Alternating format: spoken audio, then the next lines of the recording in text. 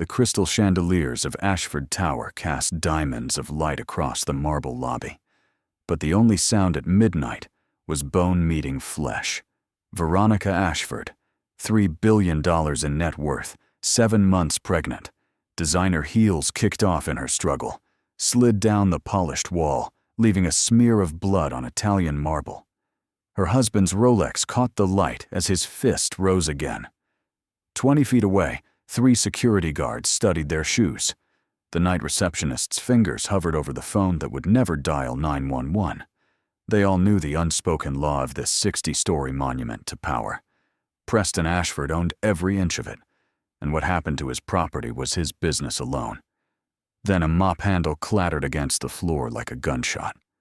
Cole Barrett stood in his janitor's uniform, hands steady despite the tremor in his chest, the same tremor he'd felt 3 years ago when the phone call came, when he was chasing down suspects instead of being there as his wife's car wrapped around a telephone pole. He'd lost his badge and his wife to duty, but watching another woman bleed out while he pushed a cleaning cart, that was a price he wouldn't pay twice. He took 1 step forward. Preston turned.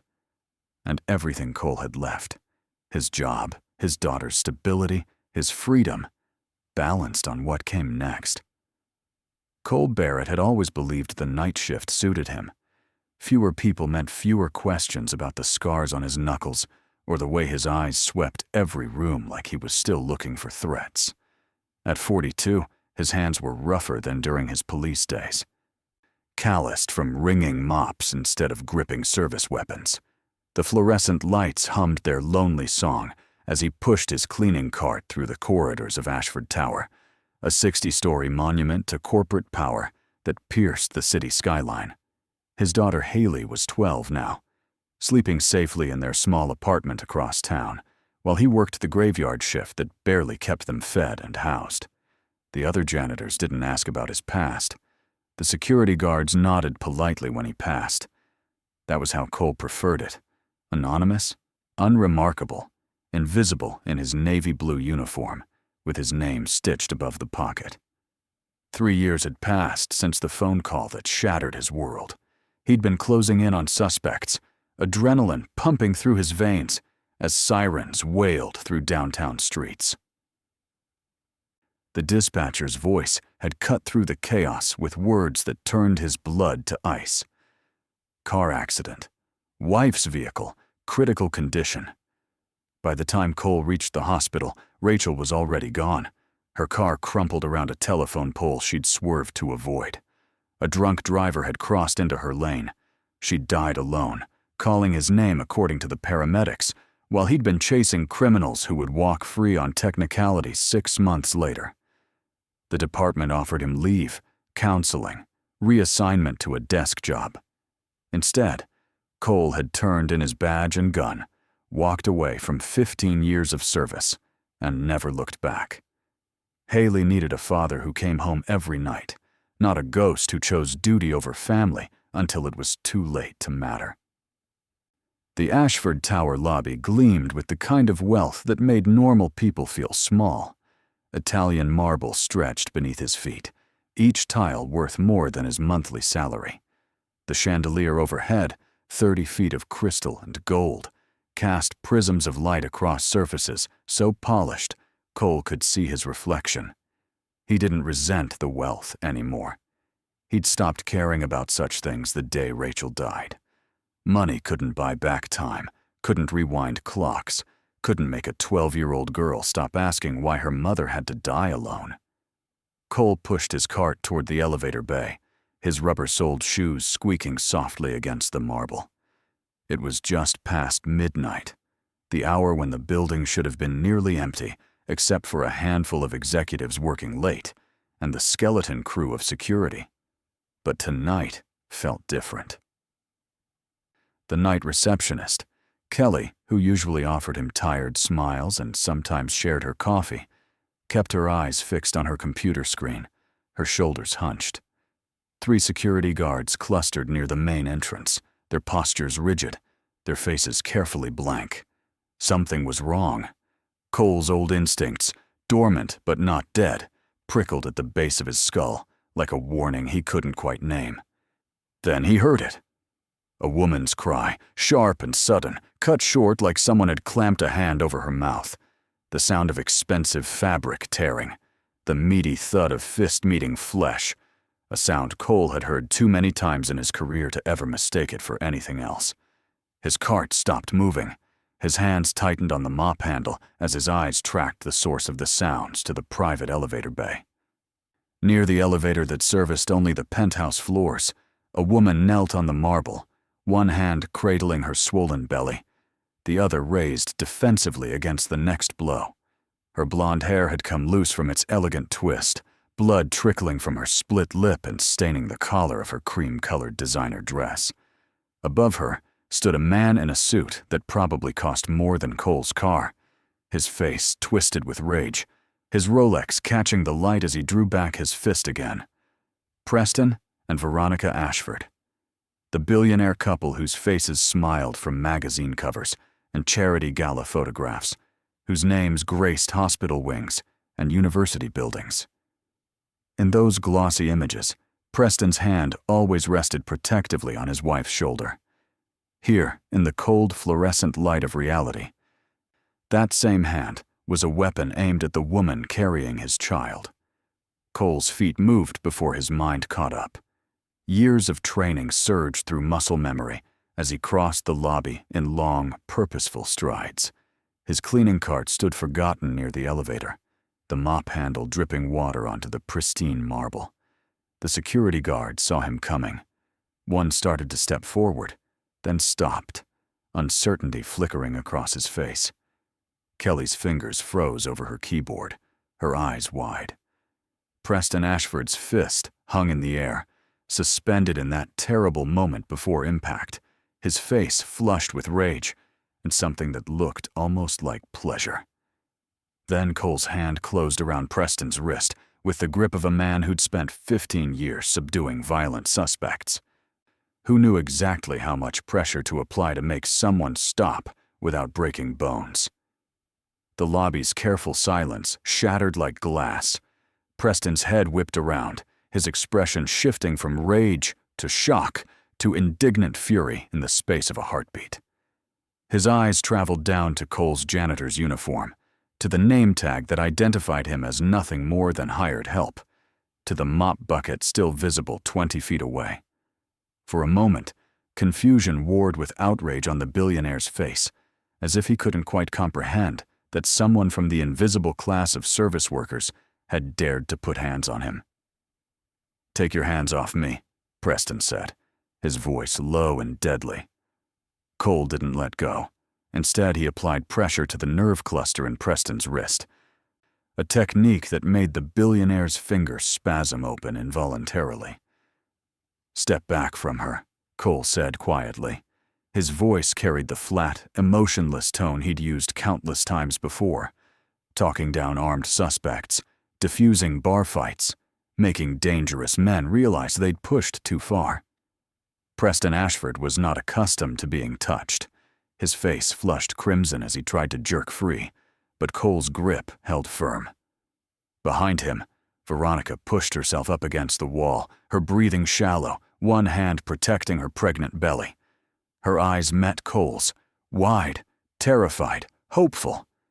That look was a knife between his ribs. Rachel had worn that same expression. Cole had failed her.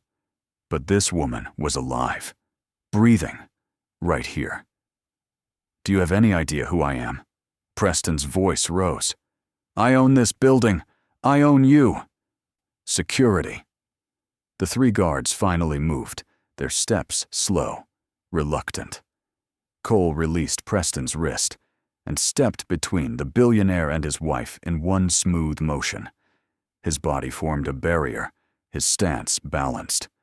Everything about his posture screamed law enforcement training. Preston's eyes narrowed. "You're not just a cleaner, are you?" Then louder. "This man just assaulted me. I want him arrested, fired, destroyed." The head of security, Torres, reached them first. "Mr. Ashford, perhaps we should discuss this upstairs." It was the closest thing to defiance Preston had probably heard in years. "Perhaps you should remember who signs your paychecks. This janitor assaulted me. I want him in handcuffs. Now." Torres's jaw tightened. Behind Preston, Veronica had managed to stand, leaning heavily against the wall. Her designer dress was torn at the shoulder, revealing bruises in varying shades of purple and yellow, evidence that tonight was far from the first time. She opened her mouth as if to speak, then closed it, fear winning over whatever words she'd almost found. Cole recognized that fear, the calculation behind it. She knew that defending him would only make her husband angrier, would lead to more violence behind closed doors, where no witnesses would intervene. Cole made his choice. He held up his hands in a gesture of surrender, though his eyes never left Preston's face. "I'll go quietly," he said. "But not before an ambulance checks her over. She's bleeding, and she's 7 months pregnant." "That's not negotiable." The word negotiable seemed to strike Preston like a physical blow. His mouth fell open slightly, disbelief warring with rage. No one issued ultimatums to Preston Ashford. Torres's radio crackled. The night receptionist had made a call after all, though not to 911. Building management. Legal. The machinery of corporate damage control beginning to turn. In the span of 5 minutes, Cole had transformed from an invisible janitor into a problem that required handling. Preston seemed to realize the same thing. His expression shifted, fury giving way to calculation. When he spoke again, his voice was cold and controlled. "Fine. Call the paramedics. And while we're waiting, Mr." He glanced at Cole's name tag with theatrical contempt. "Mr. Barrett can explain to the police why he assaulted the owner of this building without provocation." The paramedics arrived 14 minutes later, though it felt like hours. Veronica refused to go to the hospital. Her voice steady despite her trembling hands, as she insisted she was fine, just a misunderstanding between husband and wife. The lead EMT, a woman with kind eyes and 20 years of experience written in the lines of her face, didn't believe her for a second.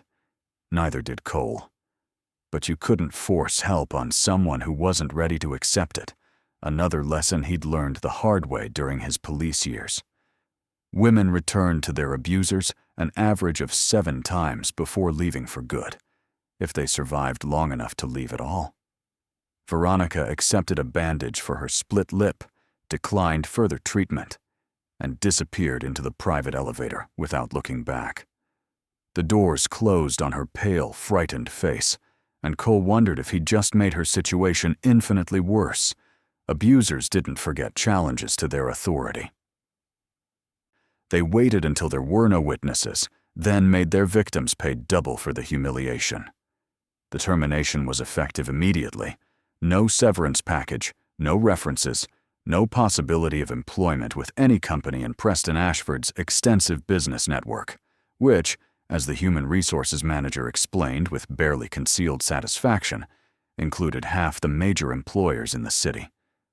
Cole signed the papers in silence, watching his signature end the only stable income he'd had since leaving the force. They took his badge, his keys, his access card. They escorted him to his locker to collect his personal effects, a spare shirt, his lunchbox, a photo of Haley he kept taped to the inside of the locker door.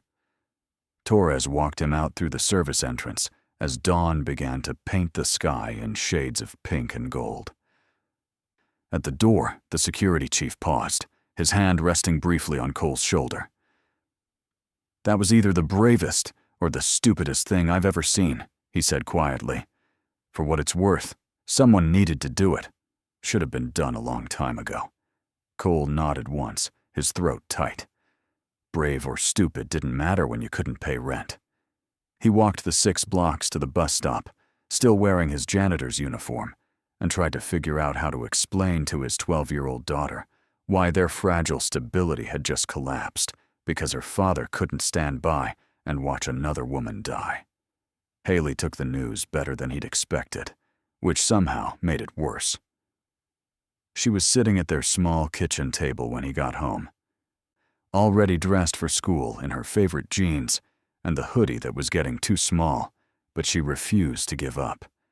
She was eating cereal from a bowl with a crack running through the porcelain, one of the things they'd kept from the old house from before Rachel died, when they'd had nice dishes and a real dining room and a future that looked nothing like this cramped apartment.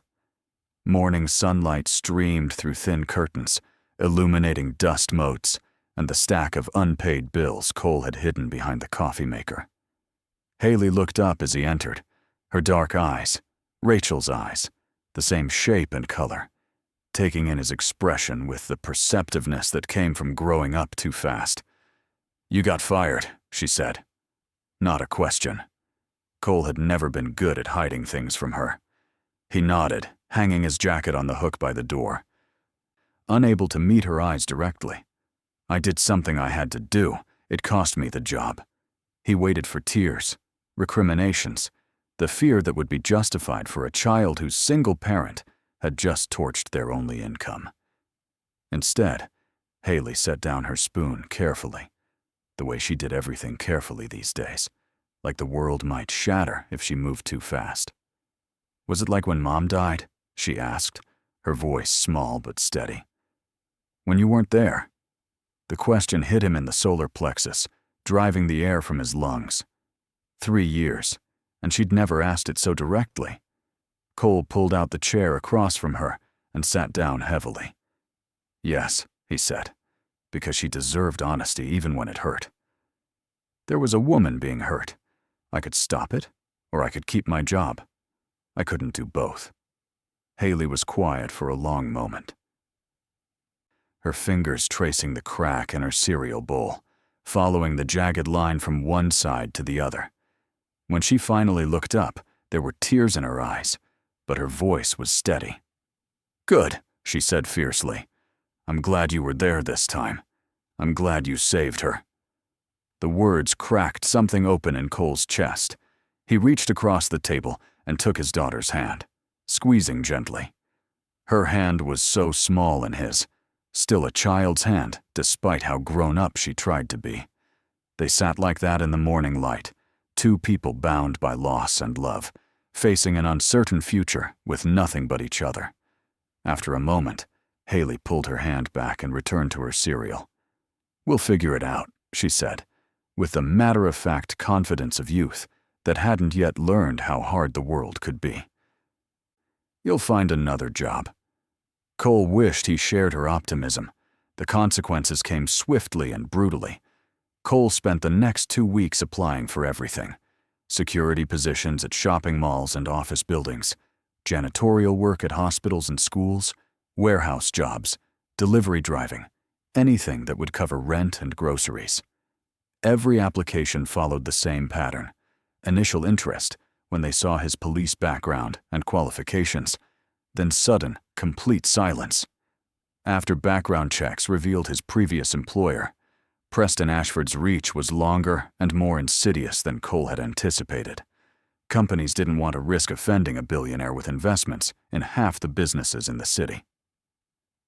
Better to ghost one desperate ex-cop than to explain why they'd hired someone Preston Ashford had publicly denounced. By the 3rd week, Cole's savings were gone, evaporated by rent and utilities and school supplies for Haley. By the 4th, he was selling Rachel's jewelry, the pieces he'd kept for Haley's future, the engagement ring and the necklace Rachel had worn on their wedding day. The pawnshop owner offered him a fraction of their worth, and Cole took it without bargaining because he had no leverage, and they both knew it. The landlord accepted his late rent with narrowed eyes and a warning that next month wouldn't be so easy, that he had other tenants waiting who could pay on time. Haley pretended not to notice when dinner became smaller portions, when her father started skipping meals entirely, pushing his food onto her plate with explanations about not being hungry. She pretended not to see the disconnect notice from the electric company, the past due stamps on every envelope. She did her homework by candlelight without complaint, as if it were an adventure rather than a symptom of their collapse, and told him about her day in careful, cheerful detail that broke his heart a little more each time. Cole had saved Veronica Ashford from one night of violence. In return, Preston Ashford was systematically destroying everything Cole had left. Then, weeks later, Cole's phone rang with calls from Haley's school. His heart stopped. "Mr. Barrett, we need you to come pick up Haley," Principal Winters said. "She got into a physical altercation. She's suspended for 3 days." Haley had never fought anyone. "What happened?" "Another student made comments about your unemployment. Haley punched her." Cole picked up Haley 30 minutes later. She sat outside the principal's office, arms crossed, her right hand swelling. They rode the bus in silence. Finally, Cole spoke. "Want to tell me what happened?" Haley stared at her injured hand. "Jessica said you got fired because you're a loser. She said we're going to be homeless. I told her to shut up. She didn't. So I hit her." Cole put his arm around his daughter. "I'm sorry my choices put you in that position." Haley shook her head, tears spilling over. "You did the right thing, Dad. But why does doing the right thing have to hurt so much?" It was the question Cole had been asking himself for 3 years. Days later, an unknown number texted, "Are you okay?" Cole deleted it. The next message was clear. "Veronica, I know Preston blacklisted you. I want to help." They met at a coffee shop far from the tower. Veronica showed him hidden camera footage of Preston beating her, explained her escape plan, her evidence collection. She was preparing for the possibility of her own death, making sure her unborn child would be safe. She gave Cole a flip phone.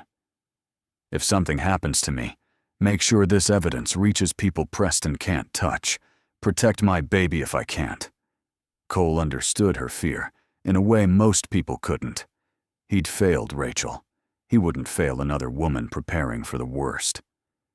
"If something happens, I'll make sure the evidence gets out, and your baby will be safe."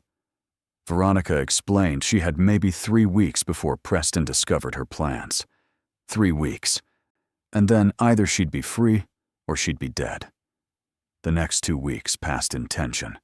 Cole job hunted, sold possessions, kept the flip phone close.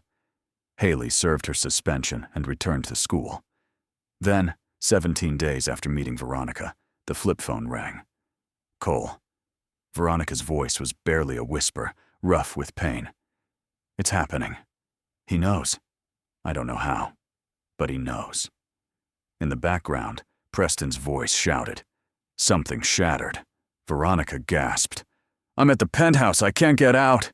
The elevator needs his code and he changed it. Cole, I think—" The line went dead. Cole was on his feet instantly. He grabbed his jacket and headed for the door. Haley appeared, eyes wide. "Dad? What's wrong?" Cole knelt to her level. Every instinct screamed at him to go. But leaving Haley alone, it was exactly what he'd done the night Rachel died. "A woman I helped is in danger. I have to go make sure she's safe. Stay here, lock the door, call Mrs. Chen if anything feels wrong. Can you do that?" Haley's face paled. "Is this like Mom?" "Yes, except this time I'm choosing to be there. This time I can actually help." Haley threw her arms around his neck. "Then go. Go save her, Dad. Come home after." Cole held his daughter for 3 seconds, then ran. Ashford Tower loomed against the night sky, its windows glittering like cold stars, a monument to wealth and power that seemed to mock Cole's desperate sprint.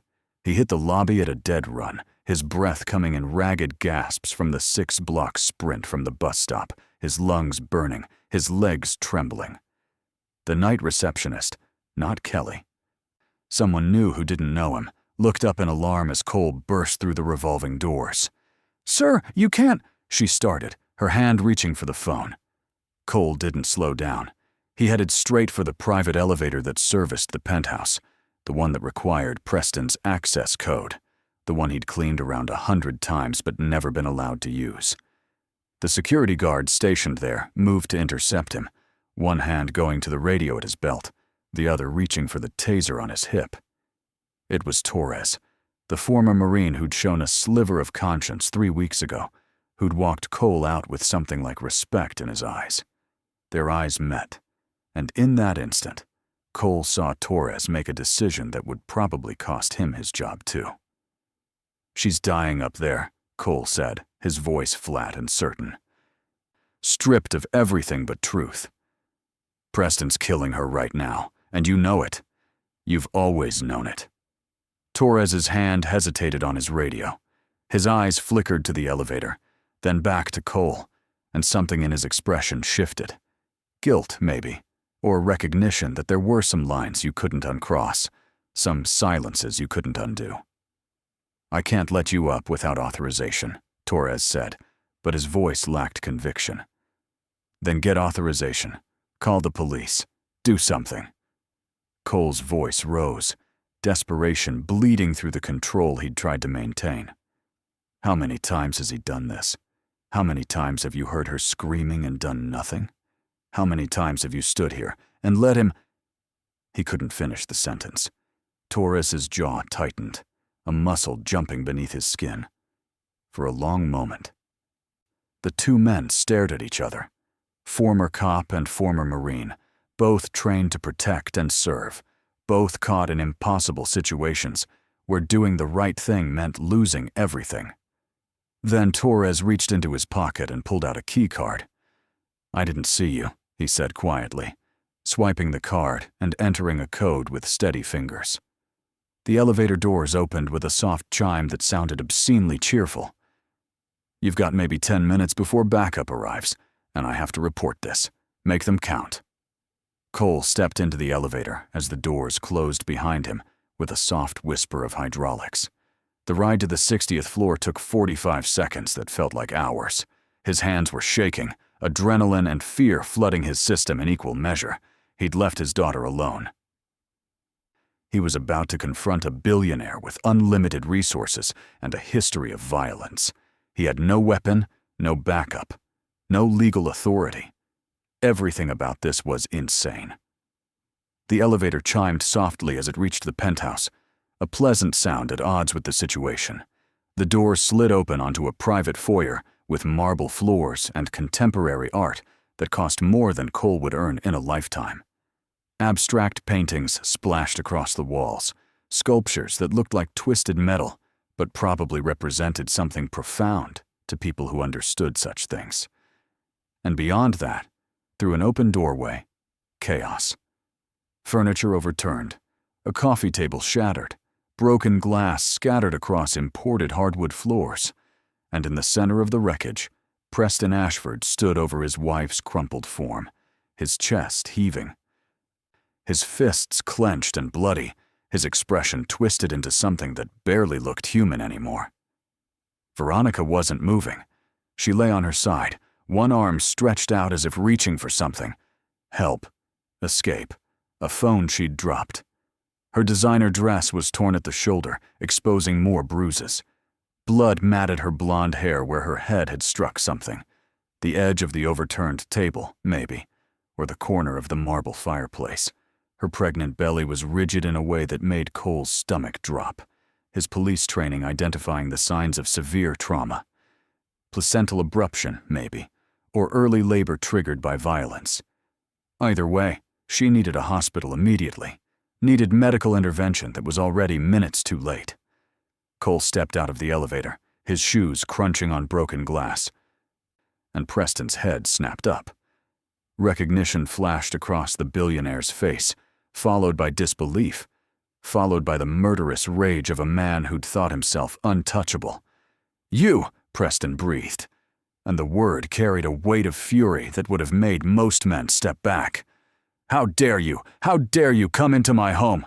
Cole crossed the distance between them in 4 long strides and drove his fist into Preston's jaw with every ounce of strength he possessed, all the fear and rage and frustration of the past 3 weeks, channeled into one perfect punch. The billionaire went down hard, sprawling across his expensive floor. Cole didn't wait to see if he'd get up. He dropped to his knees beside Veronica, his hands moving with practiced efficiencies as he checked for a pulse, for breathing, for signs of life. Her pulse was there, thready and weak, but there. Her breathing was shallow, labored. Blood matted her blonde hair where her head had struck something. Her pregnant belly was rigid, in a way that made Cole's stomach drop. Placental abruption, maybe, or early labor. Either way, she needed a hospital immediately. "I'm calling an ambulance," Cole said, pulling out his regular phone. Behind him, Preston groaned and started to push himself up. "You're going to jail," Preston slurred, blood dripping from his split lip. "Assault, breaking and entering. I'll destroy you. I'll take your daughter. Cole didn't turn around. He kept his eyes on Veronica as he dialed 911, his voice steady as he reported the emergency and gave the address. Preston staggered to his feet, murder in his eyes. Cole finally looked at him, and something in his expression must have communicated the violence he was barely holding back, because Preston stopped advancing. "You want to kill me," Cole said quietly. "I can see it. But here's the thing about men like you. You're only brave when you're hitting someone who can't fight back." The sound of sirens began to rise in the distance, growing closer. Preston's eyes darted toward the window, toward the elevator, calculating escape routes and legal strategies. "This isn't over," he said, his voice shaking with rage. "You have no idea what I'm capable of." Cole looked down at Veronica's unconscious form, at the woman who'd been beaten so badly she might lose her baby, might lose her life. Then he looked back at Preston. "Neither do you," he said. The elevator chimed. Torres appeared with 2 uniformed police officers, their hands resting on their weapons as they took in the scene. The destroyed penthouse, the bleeding billionaire, the unconscious pregnant woman, and the janitor who'd called in the emergency. One of the officers moved immediately to Veronica's side, checking her vitals and calling for the paramedics to hurry. The other approached Preston, her eyes hard. "Mr. Ashford, I need you to step over here and keep your hands where I can see them." Preston's face went through a rapid series of expressions: shock, indignation, calculation. "Officer, this man broke into my home and assaulted me. I'm the victim here." The officer glanced at Veronica, at the blood and bruises, at the evidence of prolonged violence scattered throughout the penthouse. "Uh-huh. We'll get everyone's statements downtown." The paramedics arrived moments later, quickly stabilizing Veronica and loading her onto a stretcher. As they wheeled her toward the elevator, her eyes fluttered open. She looked directly at Cole, and her lips moved, forming words he couldn't hear over the chaos. "Thank you."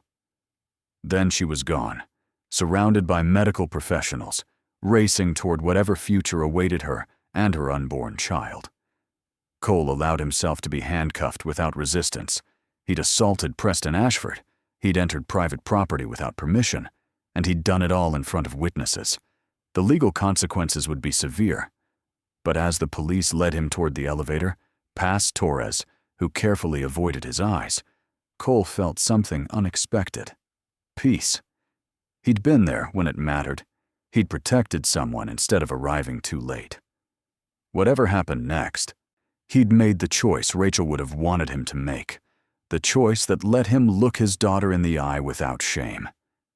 The elevator doors closed, and Cole descended from the penthouse toward an uncertain future, carrying the weight of his actions and the hope that this time, this one time, he'd saved a life instead of mourning one. The lobby was chaos: police, paramedics, building security, and a growing crowd of residents awakened by the commotion. Cole was placed in the back of a patrol car, his hands still cuffed, while officers took preliminary statements from Torres and the other witnesses. Through the window, he watched the ambulance pull away with Veronica inside, lights flashing, sirens wailing. Then his phone rang. The officer in the front seat reached back and pulled it from Cole's pocket, checking the screen. "It's listed as Haley," she said. "Your daughter?" Cole nodded, his throat tight. The officer considered for a moment, then held the phone to his ear. Dad? Haley's voice was small and frightened. Mrs. Chen said she saw police cars. Are you okay? Cole closed his eyes, choosing his words carefully. I'm okay, baby. I helped that woman.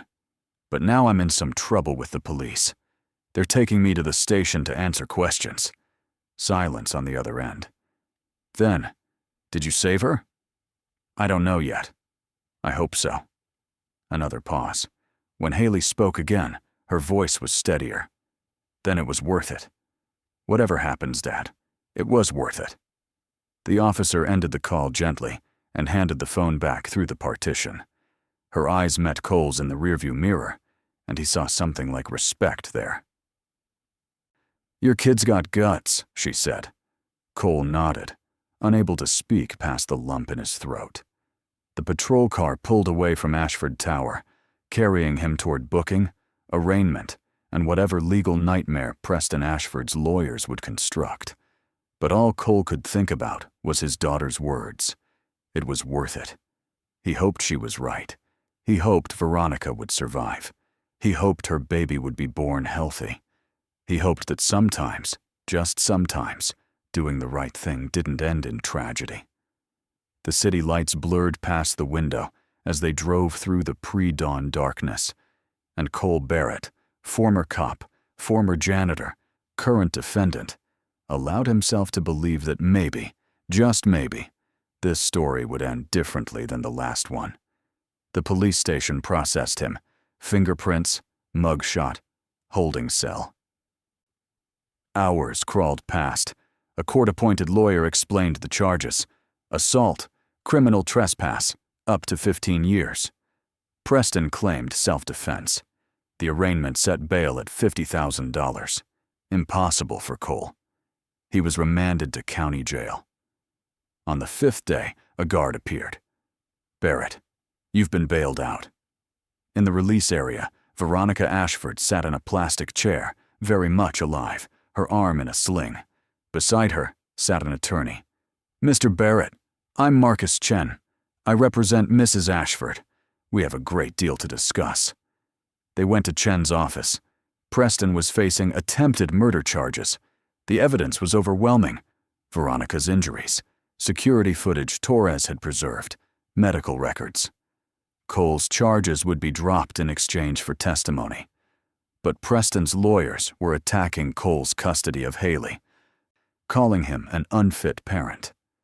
Unless you let Mrs. Ashford cover your legal expenses and living costs during the trial, Chen said, in exchange, you testify fully against Preston Ashford.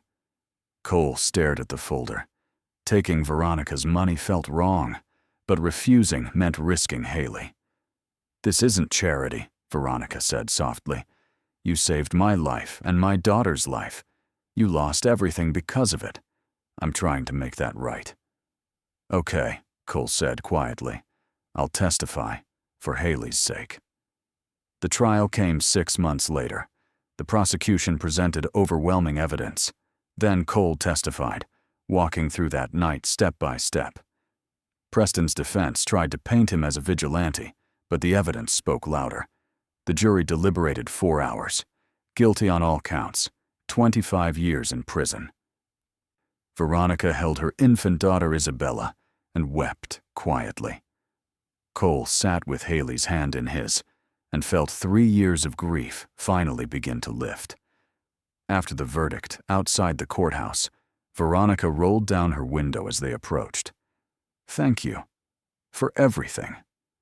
Cole looked at Isabella, 6 months old now, healthy and perfect. Take care of her. That's all the thanks I need. 6 months later, Cole stood in the lobby of his new workplace, not Ashford Tower, but a different building, one where his job was to protect people instead of cleaning up their messes. The marble here was less expensive, the chandeliers more modest, but it felt more honest somehow. He wore a security uniform with pride now, carried a radio and badge that meant something. His title was Chief of Security, a position that used every skill he'd developed in 15 years of police work and 3 years of learning humility. The building's management had been impressed by his background, his testimony against Preston Ashford, and the recommendation letter that Veronica had written despite his protestations. It wasn't charity she'd insisted when he'd tried to refuse. It was acknowledgement that he was qualified, capable, and exactly the kind of person you wanted standing between danger and the vulnerable. On his first day, Cole had wondered if he deserved the second chance, if he was worthy of the trust they were placing in him. Then, on that first day, a woman approached the security desk with fear in her eyes and a bruise on her cheek that she'd tried to cover with makeup. She'd come to this building for a lawyer's appointment. She explained in a shaking voice, wanting to file a restraining order against her husband. But he'd followed her, was waiting outside in his car, had already texted her 3 times with threats about what would happen if she went through with it. She was terrified to leave, trapped between the danger outside and the appointment she desperately needed to keep. Cole had called the police, ensured the woman's safe departure through the building's underground parking garage, and had a quiet conversation with the husband that resulted in him leaving before the cops arrived. Nothing dramatic, nothing violent. Just a man using his presence and his training to make sure someone vulnerable got to safety. It was exactly what he'd done for Veronica. And for the first time in 3 years, Cole felt like he was exactly where he was supposed to be, doing exactly what Rachel would have wanted him to do. That night, he came home to find Haley at the kitchen table doing homework, surrounded by textbooks and papers, completely absorbed in whatever problem she was solving. She looked up as he entered, a smile breaking across her face. A real smile, not the careful, worried expression she'd worn for weeks after he lost his job. "How was the first day?" she asked. "Good," Cole said, hanging up his jacket. A new one, purchased with his first paycheck from a job that felt like it might actually last, that felt like something he could build on. "Really good." Haley returned to her math problems, and Cole started dinner. Real dinner, not the sparse meals they'd been surviving on. And the evening unfolded with the comfortable routine they'd built together after so much chaos. Later, after Haley was asleep, Cole stood at the window of their apartment and looked out at the city. The lights stretched to the horizon, each one representing lives he'd never know, struggles he'd never understand, moments of courage and cowardice playing out in a million rooms just like this one. Somewhere out there, Veronica was putting Isabella to bed in a home that was finally safe, singing lullabies to a daughter who would never remember the night she was almost born into violence. Preston was in a cell, paying for his crimes, learning that money couldn't buy immunity from consequences forever. Torres had kept his job, had even been promoted for his role in ensuring Veronica's rescue. And Cole had found a way to turn the worst night of his life into something that mattered, into a story with meaning instead of just tragedy. He thought about Rachel sometimes, about the phone call that had come too late. He would carry that guilt forever. But he'd learned that you couldn't change the past, couldn't undo the choices that haunted you. You could only face the next choice differently. You could only be there when it mattered, even if it cost everything you had. Cole had lost his career, his wife, his stability, and nearly his daughter. He'd gained them back through pain and sacrifice, and the simple act of stepping forward when everyone else stepped back. Outside his window, the city lights glittered like possibilities. Cole turned away and checked on his sleeping daughter one last time. Haley lay curled beneath her blankets, safe and secure. Cole stood in her doorway, watching her breathe, and silently promised her the same thing he'd promised himself in that marble lobby. Next time someone needed help, he'd be there. Next time the choice came, he'd make it the same way. Because that was who he was now, not the cop who'd arrived too late, not the janitor who'd tried to disappear. He was the man who stepped forward when everyone else stood frozen, the father who chose right over easy, the person who'd learned that some prices were worth paying. Cole closed Haley's door quietly. Tomorrow there would be work, bills, the ordinary struggles of ordinary life. But tonight, he slept peacefully, knowing that when the moment came that defined who he really was, he hadn't looked away. He'd stepped forward, and that made all the difference.